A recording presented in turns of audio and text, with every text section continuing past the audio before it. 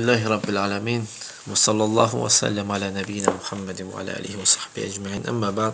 Salihlərin Baxsası kitabında doğruluq bölümünün 6-cı hədisi götürürük və 6-cı və axırıncı hədisdir bu bölümdə.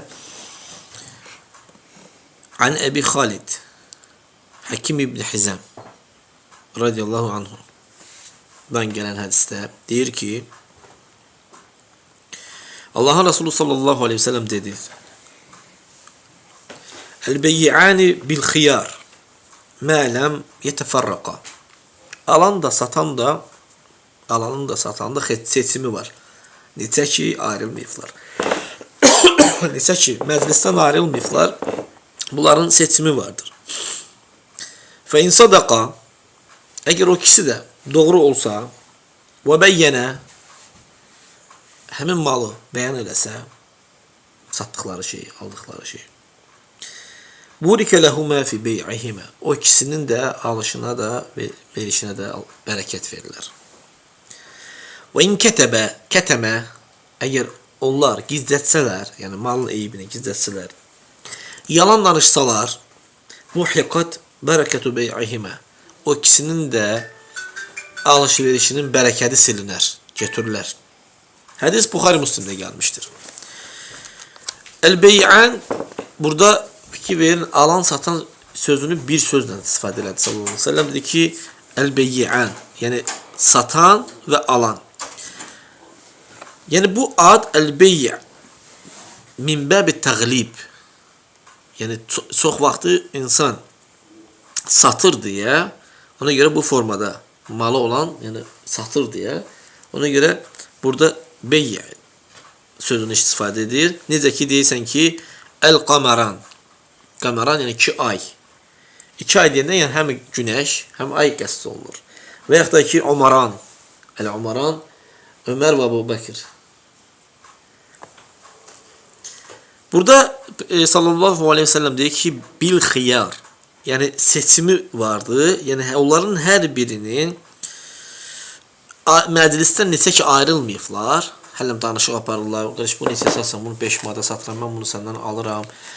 Pulunu verirsən yerində, bunu götürürsən, hələm bir məclisdə ayrılmıyorsun. Sonra birdən ikisindən birinin beyninə düşür ki, yox, istəmirəm. Pulu da geri al, malı da verir. Həmin məclisdədir. Neçə ki ayrılmayıblar, bunların ikisində seçimi var. Yəni ki, satışı, alış-verişi dayandıra bilərlər. Yəni, alış-veriş məkanını tərk eləməyiblərsə də. Buna misal olaraq, bir kişi maşın satır, məsəl üçün 10 minə. Həmin dağır bağlanan yerdədir, aqd bağlanan yerdədir, ayrılmayıblar. Bu halda alan da, satan da alış-verişi poza bilərlər. Gəldi, maşının pulunu verdi, bir məclisdədirlər də, razılaşdılar, pulunu verdi, amma maşını götürüb getməyibdir. Nə də o pulu götürüb getməyibdir. Sonra da ikisindən biri fikrindən dönür, yox, maşını satmıram, pulumu ver, pulunu götür, maşınımı ver və yaxud da əksi. Bu Allah Subhanahu taalanın deyir, nimətindəndir ki, qulların üzərinə tavsiyasındandır. Yəni, genişləndirilməsindəndir ki, insan əgər onun sıla nədir? Sıla onun malı vardısa, belə deyək, bir kəsin yanında, li'annel insana izə kənəti silatu ində qeyrihi, həmin mal başqasının yanındadırsa, sarat qaliyə fi nəfsihi, başqasının yanında olanda, həmin mal o kəsin özündən olur, qiymətli bir şey olur. Yuhibbu ən yəhsul aleyhə, insan istəyir ki, onun neynəsin, alsın. Hansı vasitələ olsun, onu alsın. Əgər onu alarsa da, götürərsə də, ola bilsin ki, həmin vaxtı onun rəğbəti gedər. Məsəl üçün, səndə maşın var, sən istəyirsən o maşını almaq. Və yaxud da hər hansı bir şeysə, mən maşını misal çəkirəm, İbn Seymur Arhamullah, burada maşını misal çəkir. Can atırsan, hansı vasitələ olursa o maşını alasan. Gedirsən o maşını almağa, pulunu da verirsən, maşını da götürürsən, hələm ayrılmıyorsun. Birdən istəyin gedirsən, deyirsən, yox, bir şey istəmirəm, bu nə idi? Həmin məclisdəsinizsə də, bu halda şəriət icazə veribdir ki, yəni insan neynəsin? Seçimindən geri dura bilsin. Və yaxud da öz seçimində icazə verib ki, məclisdən ayrılmayıbsa, hər bir məclisdəsə otursun, fikirləşsin, baxsın. Neçə ki, məclisdəsən, hətta yerində alış-veriş tamamlansa da belə, ayrılmayıbsansa da sənə icazə veribdir ki, rahatçılıqla nə edəsən? Öz fikrin barəsində oturub fikirləşəsən geniş-geniş. Əgər həmin iki kişi də bir yerdədirlərsə də, alanda, satan da onların seçimi vardır. Hətta vaxt uzansa belə. Onlar bir gün bir yerdə oturublar, bir gün. Məclisdən ayrılmıyorlar. Alqı-satqı olub, amma məclisdən ayrılmıyorlar. Nə qədər uzansa da belə. Bir məclisdədirlərsə qaytara bilərlər. Necə ki, İbn Ömərdən gələn hədisdə ki, "Əv yuxayyiru ahaduhumul axar." Və yaxud da ki, onlardan biri nə edir?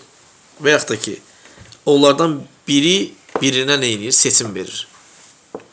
Məsəl üçün, biri opisində deyir ki, seçim sənindir. Təkcə sənindir. Yəni, istər bu alan bir kəs olsun, istərsə satan bir kəs olsun, alan satana deyir ki, seçim sənindir. Qaytarda mənim bir seçimim yoxdur. Satdımsa sənə seçimim yoxdur. Seçim sənindir. Alana deyir. Satan alana deyir. Və yaxud da əksinə, alan satana deyir ki, seçim tək sənindir. Yəni, sən təkcə qaytara bilərsən malı, istəsən. İstəsən, sən təkcə alış-verişi poza bilərsən. Bunun 4 forması vardır. 4 forması var.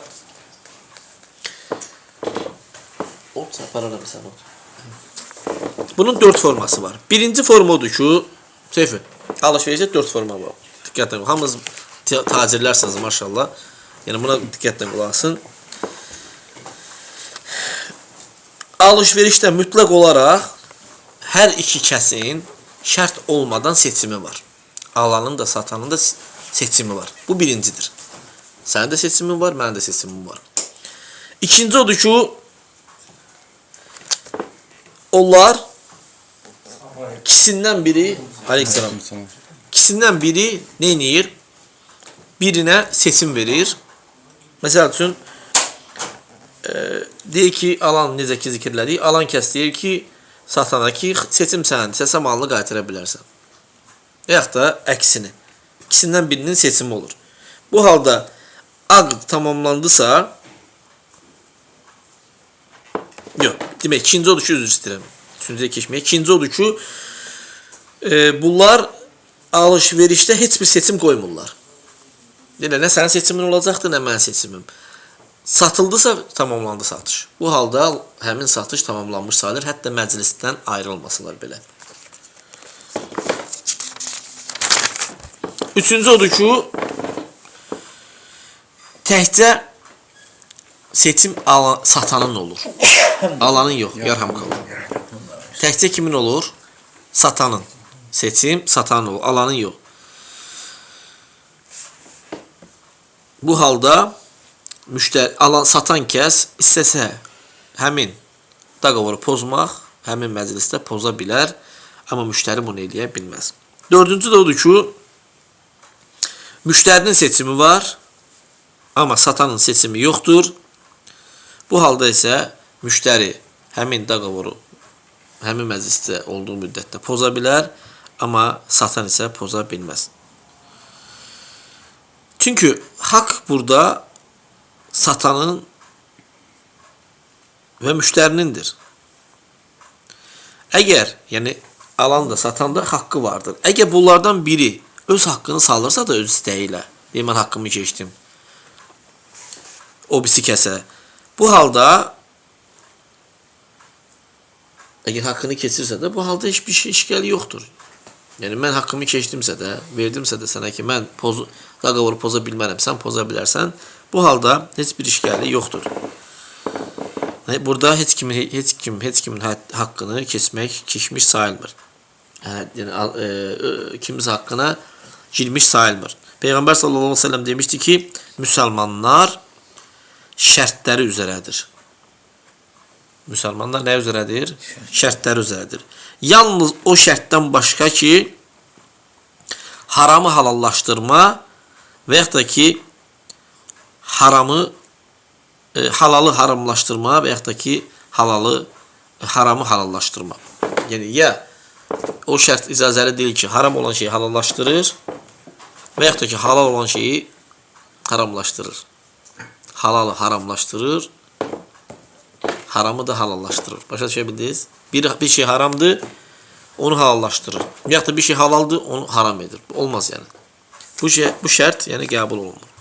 Peyğəmbər sallallahu əleyhi və səlləm deyir ki, həmin məclisdən ayrılmayıblarsa da, burada ayrılmamağı bəyan edir.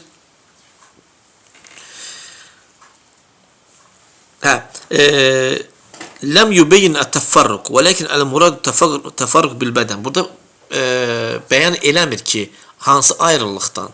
Amma burada qəsd olunan, İbn Hüseymin deyir ki, qəsd olunan bədən ayrılığından söhbət gedir. Yəni sən çıxdın, getdin. Bu qəsd olunur deyir. Əgər insan bir malı aldısa da və yaxud da satdısa da, alış-veriş edən arasında ayrılma oldusa, həmin məclisi kəs.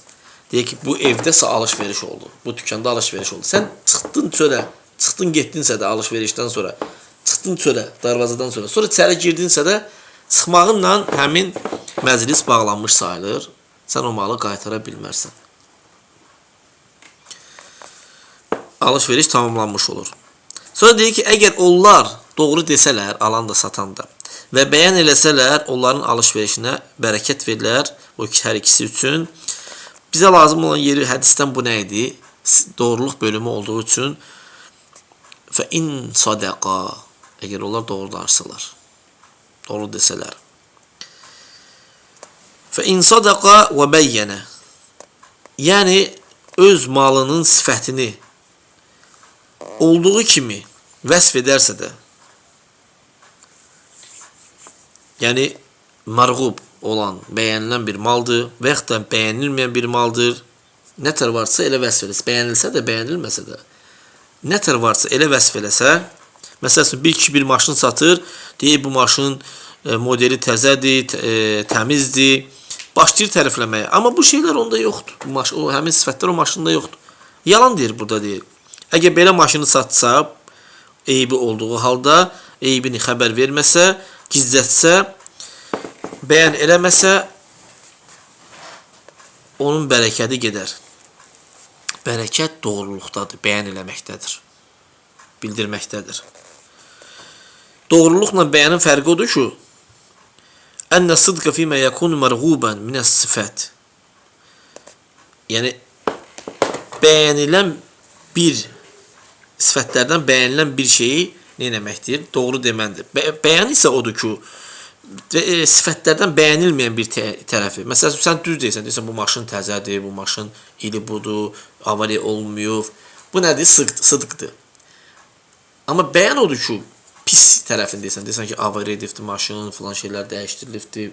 Başlayırsan, eybləri varsa, o eybləri nə demək? Bəyan eləmək. Buna da bəyan deyirlər. Eybi əgər gizlətsələr, eybi gizlətmək bəyanın əksidir. Və maşını olmayan bir vəsfdə sifət vermək, hansı ki o şey yoxdur, bu isə doğruluğun əksidir, yəni yalandır. Başqa bir misal çəkək, bir insan xəstə bir qoyun satır, xəstəliyi açıq-aşkar deyil. Necə ki, bu bazarda çox baş verir. Görürsən, baxırsan, qoyun xəstədir, alıb aparıb kəsirsən, görürsən ki, bu əti sapsarı çıxır, bu xəstədir, bəyan eləməyiblər, zahirdə görə bilmirsən. Bir dəfə Ariflə qoyun bazarından qoyun alanda bir qadına eləncə satmışlar, Arif. Kəsdilər heyvanı, sapsarı çıxmışdı əti. Ləkinnəhu kətəməhu. Lakin həmin kəs, həmin qoyunun eybini gizlədir, bəyan eləmir və başlayır orada olmayan bir vəsfləri o qoyuna verməyə. Bu isə yalandır, doğru danışmamaqdır. Görürsən, bəzi insanlar bu gündə də, indi də edirlər. Allah subhanətə afiyət istəyir ki, görürsən ki, yaxşı xurmanı götürür, üstə qoyur, pis xurmanı isə aşağı qoyur və bəyan eləmir, doğru danışmır. Bəyan eləmədiyi üçün də görürsən ki, xurmanı aldıqdan sonra altı xarab çıxır, üstü isə təmiz çıxır, doğru danışmır, həmin kəslərin bərəkəti həqiqi mənada gedir. Çünki deyir, o zahirə yaxşını qoymuşdu, alta isə pis xurbanı qoymuşdu. Allah Taala'dan afiyət istədik ki, yəni belə şeylərdə bizlərdə olmasın, bizləri iffətli eləsin, afiyyətli eləsin bizləri. Gələn səfər inşallah muraqabə bölümünü götürəcəyik. Salihlərin baxsasında Allah təala da istəyir ki, bizlərə faydalardan eləsin.